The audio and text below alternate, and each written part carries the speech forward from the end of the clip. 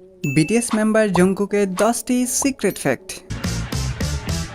Singer, songwriter, record producer, dancer, rapper সহ আরও নানান গুণে গুণান্বিত কোরিয়ান পপ গ্রুপ বিটিএসের সর্বকনিষ্ঠ মেম্বার জংকুক। আজকে আমরা তারই 10টি সিক্রেট ফ্যাক্ট নিয়ে আলোচনা করব, যার মধ্যে অনেক ফ্যাক্টই তোমাদের অজানা। আর আমরা এটিও জানতে পারবো কেন আর্মিরা তাকে ড্যাডি বলে ডেকে থাকে। তো চলো বন্ধুরা, ভিডিওটি শুরু করা যাক। ফ্যাক্ট নাম্বার 1, জংকুককে বুসান প্রিন্স বলা হয়। অ্যাকচুয়ালি বুসান হচ্ছে তার জন্ম শহর। জংকুক 1997 সালের 1 সেপ্টেম্বর বুসানে জন্মগ্রহণ করেন এবং 2010 সালে বুসান ছেড়ে সিউলে চলে আসেন। তার শহরের লোকেরা এবং তার অনেক ভক্তরা তাকে বুসান প্রিন্স নামে ডেকে থাকে। তিনি বুসান প্রিন্স হলেও কোটি কোটি ভক্তদের মনে কিন্তু তিনি একজন কিং হয়েই বিরাজ করেন। ফ্যাক্ট নাম্বার 2, জংকুক তার প্রথম অডিশন থেকে বাদ পড়ে গিয়েছিল। সময়টা 2011 সাল। জংকুক যখন কোরিয়ার একটি বিখ্যাত এন্টারটেইনমেন্ট কোম্পানি সুপারস্টার কেটে অডিশন দিতে যায়, তখন সে ফাইনাল রাউন্ডে সেখান থেকে বাদ পড়ে যায়। তারপর তিনি আলাদা আলাদা আরও 7টি এন্টারটেইনমেন্ট কোম্পানি থেকে লেটার অফার পান, কিন্তু জংকুক সেগুলোর একটিতেও জয়েন করেননি। অতঃপর সে বিটিএসের লিডার আরএমকে দেখে অনুপ্রাণিত হয়ে বিটিএসে যোগদান করেন। ফ্যাক্ট নাম্বার 3, কেন এবার সে বিটিএসে যোগদান করলো?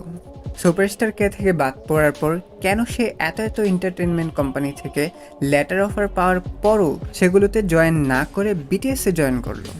আর সেগুলো কিন্তু ভালোই নামি দামি এন্টারটেনমেন্ট কোম্পানি ছিল, যেমন JYP এন্টারটেনমেন্ট, FNC এন্টারটেনমেন্ট এবং আরও অন্যান্য এন্টারটেনমেন্ট কোম্পানি।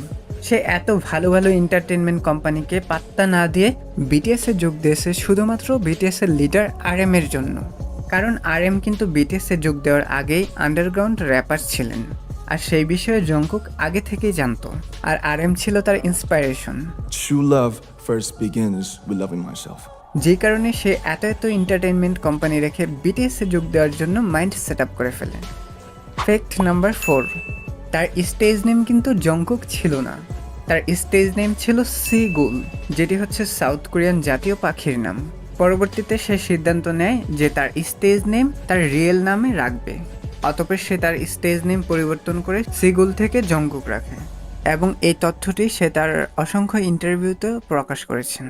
আমারও মনে হয় সিগুল নামটি তার সাথে যায় না। জংকুকই পারফেক্ট। তোমাদের কাছে কি মনে হয়, জংকুকের স্টেজ নেম সিগুল থাকলে কেমন লাগতো ব্যাপারটা? এখনই কমেন্ট করে জানিয়ে দাও। ফ্যাক্ট নাম্বার 5, একাধিক বাদ্যযন্ত্র বাজাতেও বেশ পারদর্শী জংকুক। কোরিয়ান এই তরুণ আর্টিস্ট নতুন নতুন বাদ্যযন্ত্র শিখতে বেশ আগ্রহী এবং সে এগুলো শিখতে কখনো ব্যর্থ হয়নি। সে খুব ভালো গিটার এবং ড্রাম বাজাতে পারে। বিটিএসের লাইভ স্ট্রিম এবং বিভিন্ন শোতেও সে তার প্রতিভা দেখিয়ে থাকেন। তাছাড়াও লাইভ স্ট্রিমে সে আর্মিদের এন্টারটেইন করার জন্য প্রায় সময় গিটার বাজিয়ে থাকে। ফ্যাক্ট নাম্বার 6, তেকোন্ডোতে দূরদর্শিতার জন্য সে অর্জন করেছিল ব্ল্যাক বেল্ট। এখন অনেকের প্রশ্ন থাকতে পারে, তেকোন্ডো কি আর ব্ল্যাক বেল্টই বা কি? তেকোন্ডো হচ্ছে কোরিয়ান মার্শাল আর্ট। সহজ ভাষায় বলতে গেলে কারাতে। কোরিয়াতে 2 মাস থেকে শুরু করে 2 বছর মেয়াদি এই ট্রেনিং করানো হয়ে থাকে। এই মার্শাল আর্টে 11টি ধাপ আছে। সর্বোচ্চ ধাপ অতিক্রমকারী একমাত্র ব্ল্যাক বেল্ট অর্জন করে থাকে, যেটি করতে সময় লাগে প্রায় 1 থেকে 2 বছর। আর জেকে তার সুদক্ষতার জন্য তেকোন্ডোতে ব্ল্যাক বেল্ট অর্জন করেছেন। তোমাদের মধ্যে কেউ কি মার্শাল আর্ট জানো কিংবা শিখতে চাও কি? এখনই কমেন্ট করে জানিয়ে দাও। ফ্যাক্ট নাম্বার 7, বক্সিংয়েও খুব পারদর্শী কোরিয়ান এই আর্টিস্ট। গত কিছু বছর পূর্বে জেকে তার বক্সিংয়ের প্রতি ভালোবাসা প্রকাশ করেছেন। এছাড়াও তিনি একজন অলিম্পিক স্বর্ণ বিজয়ী। সৌংহুনের সাথে 2022 সালের জুন মাসে একটি প্রতিযোগিতামূলক আয়োজন করা হয়েছিল তার। পরবর্তীতে যখন একটি ইন্টারভিউতে সৌংহুনকে তার এক্সপিরিয়েন্স সম্পর্কে জিজ্ঞাসা করা হয়েছিল, তখন সে জংকুকের প্রশংসা করেছিল এবং এটাও বলেছিল যদি সে একটু ভালো করে প্রশিক্ষণে মনোনিবেশন করে তবে সে একজন প্রফেশনাল বক্সার হতে পারবে। এই 2টা ফ্যাক্ট জানার পর আমার মাথায় একটা চিন্তাই ঘুরপাক খাচ্ছে, সেটা হলো হ্যাটার্সরা যে বিটিএস নিয়ে এত গালাগালি করে, আদৌ কি তারা জংকুকের সামনে গিয়ে দাঁড়াতে সক্ষম হবে? কি মনে হয় তোমাদের গাইস? এই হেটার্সগুলোকে কাছে পেলে জংকুক কি করবে এখনই কমেন্ট করে জানিয়ে ফেলো। Fact number 8, Jungkook is the first Korean artist যে কিনা ফিফা ওয়ার্ল্ড কাপে পারফর্ম করেছে। 2022 সালে কাতার বিশ্বকাপ উদ্বোধনী উপলক্ষে জংকুক কাতারের বিখ্যাত সিঙ্গার আল কোবাইসির সাথে মিলে ড্রিমার্স সাউন্ডট্র্যাকটি প্রকাশ করেছেন। এছাড়াও তিনি বিশ্বকাপ উদ্বোধনীতে এই গানে পারফর্ম করেছিল।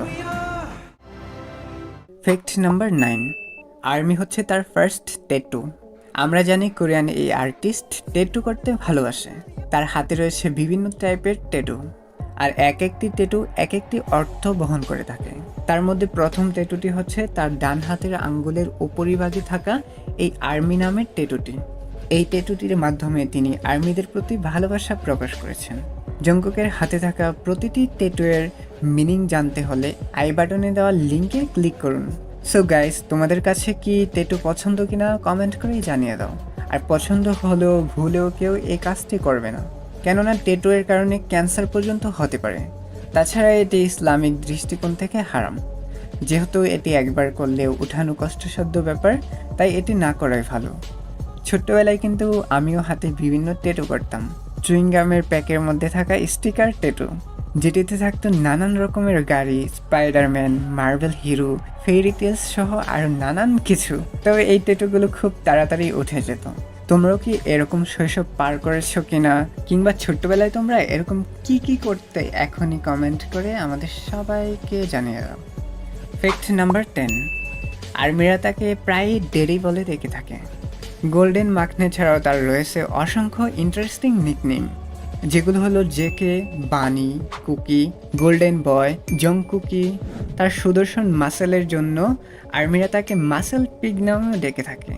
এমনকি ভক্তরা তাকে ডেডি বলেও ডেকে থাকে। আর এই ট্রেন্ডটা শুরু হয় 2023 সালে ক্যালভিন ক্লেইনের সাথে প্রচারণার পর। সো বন্ধুরা, তোমরাও কি জংকুককে ডেডি বলে ডাকো কিনা চুপি চুপি কমেন্ট করে আমাদের সবাইকে জানিয়ে দাও। তো এই ছিল বিটিএস মেম্বার জংকুকের 10টি সিক্রেট ফ্যাক্ট। কোন ফ্যাক্টটি তোমার বেশি পছন্দ হয়েছে জটপট একটি কমেন্ট করে জানিয়ে দাও। ভিডিওটি ভালো লাগলে একটি লাইক দিতে ভুলবে না। আর যদি বেশি ভালো লাগে তাহলে তোমার একটা আর্মি ফ্রেন্ডকে শেয়ার করতে পারো। চ্যানেলে নতুন হয়ে থাকলে অবশ্যই চ্যানেলটিকে সাবস্ক্রাইব করে বেল নোটিফিকেশনের অল সেট করে দেবে, যাতে করে পরের ভিডিওর নোটিফিকেশন সবার আগে তোমার কাছে পৌঁছে যায়। সো দেখা হচ্ছে পরের কোনো ভিডিওতে। ততক্ষণ পর্যন্ত সবাই অনেক অনেক ভালো থাকবে। আল্লাহ হাফেজ।